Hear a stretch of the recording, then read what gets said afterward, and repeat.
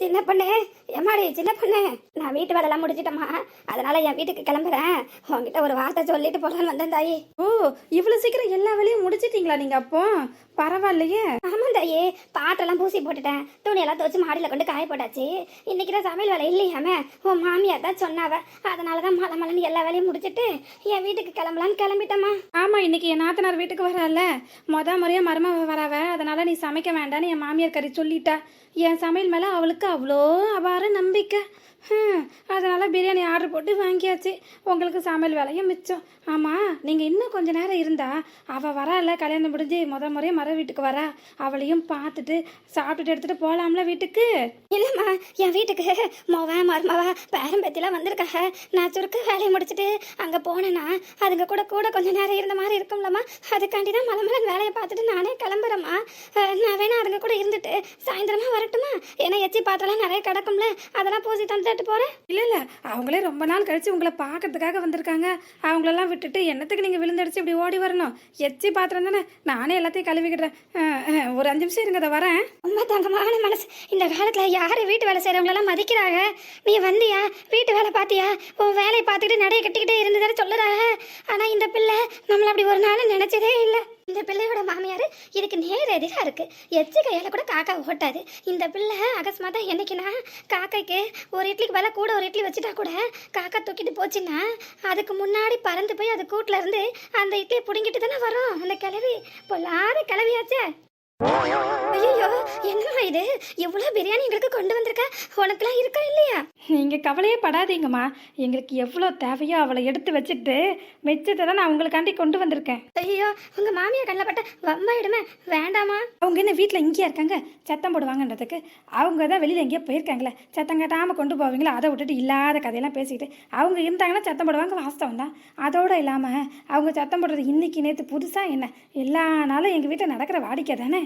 அவங்களுக்கு காரணம் தான் வேணும், காரியம் முக்கியம் இல்லை. வீட்டுக்கு வேற பேரம்பேத்திகளாம் வந்திருக்காங்கன்னு சொல்றீங்களா? அவங்களும் நம்ம பாட்டி நமக்காண்டி பிரியாணி வாங்கிட்டு வந்திருக்காங்கன்ட்டு பெரியம்மா சாப்பிடுவாங்களா? எடுத்துட்டு போங்க மறுக்காம. அப்படியாம்மா சொல்றேன். ரொம்ப தங்கமான மனசுமா உனக்கு, ரொம்ப சந்தோஷமா எனக்கு. இருந்தாலும் அளவு கூட இருந்த மாதிரி இருக்கம்மா. ராத்திரிக்கு வேணா எடுத்து வச்சுட்டு தாயே. அட நீங்க வேற, எங்களுக்கு தேவையான அளவு எடுத்து வச்சுட்டு தானே கொண்டு வரேன்னு சொல்றேன். சும்மா வளவலா கொலக்கலான்னு பேசிட்டு நேரத்தை வீணாக்காம எங்க மாமியார் வரத்துக்குள்ள இந்த இடத்த விட்டு காலி பண்ற வழியை பாருங்க. அது எங்க வீட்டு பிரியாணி திருடிட்டு போறது?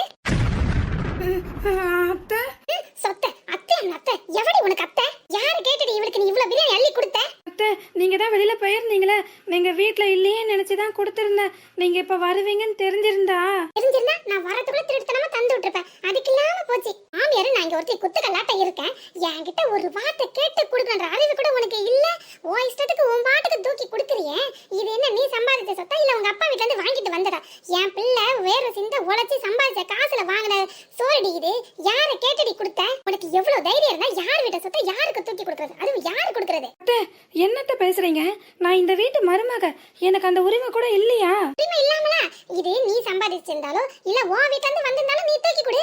நான் ஏன் கேட்க போறேன்? இது என் பிள்ளை சம்பாதிச்சதுல வாங்கினதாச்சே. அப்ப நீ என்கிட்ட ஒரு வார்த்தை சொல்லணும்ல. ஒரு சல்லி காசு கூட எடுத்து செலவு பண்ற உரிமை உனக்கு இல்ல. எதா இருந்தாலும் நீ என்கிட்ட கேட்டுதான் செய்யணும். யார கேட்டு நீ இந்த கிழவிக்கு பிரியாணி தூக்கி கொடுத்த? அத்தை, நமக்கு தேவையான அளவு எடுத்து வச்சுட்டு மிச்சம் மீதி தான் அவங்களுக்கு கொடுத்துருக்காத்த. அதோட இதை நம்ம அப்படியே வச்சிருந்தாலும் நாளைக்கு வேஸ்டா தானே போகும். வேஸ்டா போகிறத தூக்கி குப்பை தொட்டில தான் போடுவோம். அதோட அவங்களுக்கு கொடுத்தா அவங்களாவது வயிறார சாப்பிடுவாங்கல்ல. அவங்க வீட்டுக்கு பேரம்பேத்திகளாம் வந்திருக்காங்களாம். இவங்கெல்லாம் இல்லாத பட்டவங்க தானே. சரி, நம்ம இதை கொடுத்து விட்டா அந்த சின்ன பிள்ளைங்க நம்ம பாட்டி நமக்காண்டி ஆசையா வாங்கிட்டு வந்திருக்காங்கன்னு நினைச்சு நல்லா சாப்பிடுவாங்கல்ல. அதை நினைச்சுதான் கொடுத்தேன். ரெண்டாவது, இவங்க யாரு? நம்ம வீட்டுல வேலை செய்யறவங்க தானே. இவங்களுக்கு இல்லாத உரிமையா? நம்ம வீட்டுல வேலை செய்யறாளா? இவன சும்மா வேலை பார்த்து கொடுக்கற மாதிரி நீ சொல்ற? இவன ஓசிலியே வேலை பார்த்து கொடுக்கற?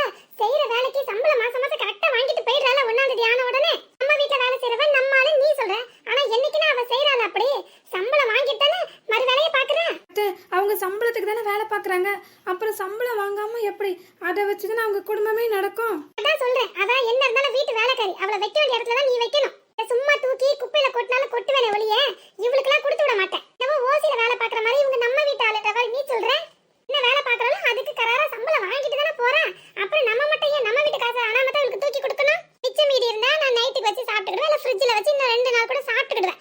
அதை விட்டுட்டு இவளுக்கு இப்படி தூக்கி கொடுக்குற வேலை வச்சுக்கிட்டு அப்புறம் அவ்வளவுதான் சொல்லிவிட்டேன் பாத்துக்க. ஏம்மா என்னாச்சுமா? வாசல்ல நின்னு எதுக்கு பஞ்சாயத்து பண்ணிட்டு இருக்க? பொண்டாட்டி என்னன்னு கேளு. என் வீட்டு சொத்தை தூக்கி அவளுக்கு கொடுக்குறா.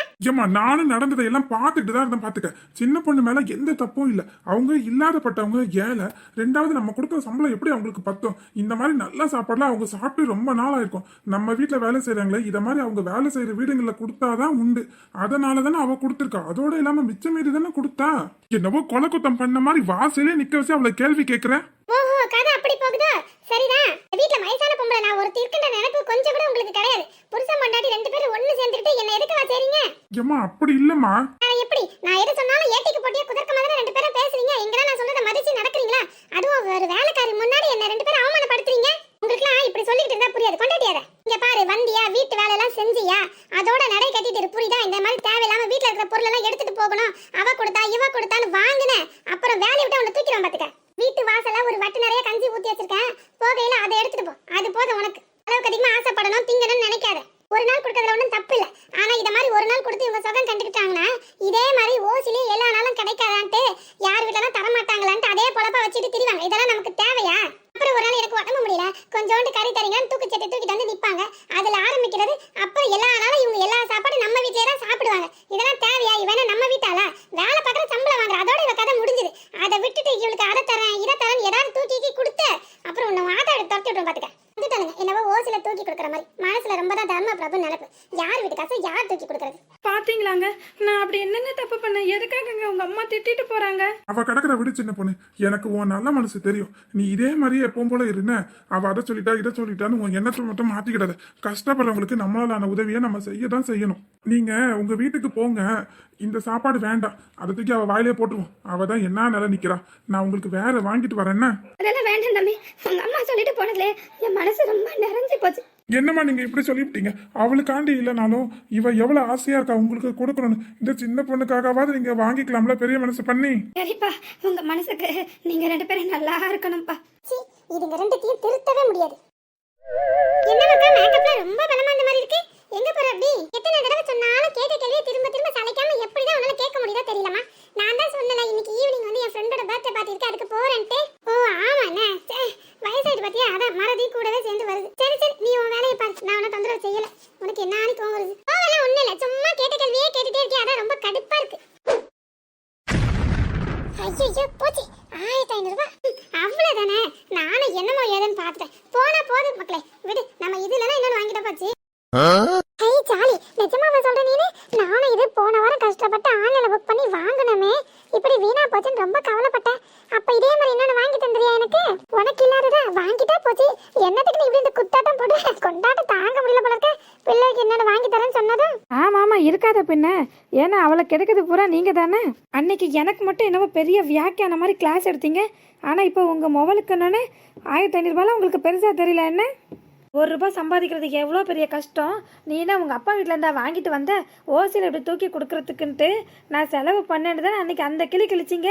இப்போ இது இவ அப்பா வீட்டு காசு தான். நான் இல்லைன்னு ஒன்றும் சொல்லலை. ஆனால் இதே பழக்கம் தானே நாளைக்கு இவளுக்கு இவ மாமியார் வீட்லேயும் வரும். தொட்டில் பழக்கம் சுடுகாடு மட்டும்ன்ற மாதிரி இவ இங்கே எப்படி ஊதாரித்தனமாக செலவு பண்ணுறாலோ, பொறுப்பு இல்லாமல் இருக்காளோ, அதே பழக்கம் அவள் நாளைக்கு மாமியார் வீட்டுக்கு போனதும் வந்துச்சுன்னா நாளைக்கு அவள் மாமியார் உங்களையும் சேர்த்து தானே அறுத்து கிழிப்பா.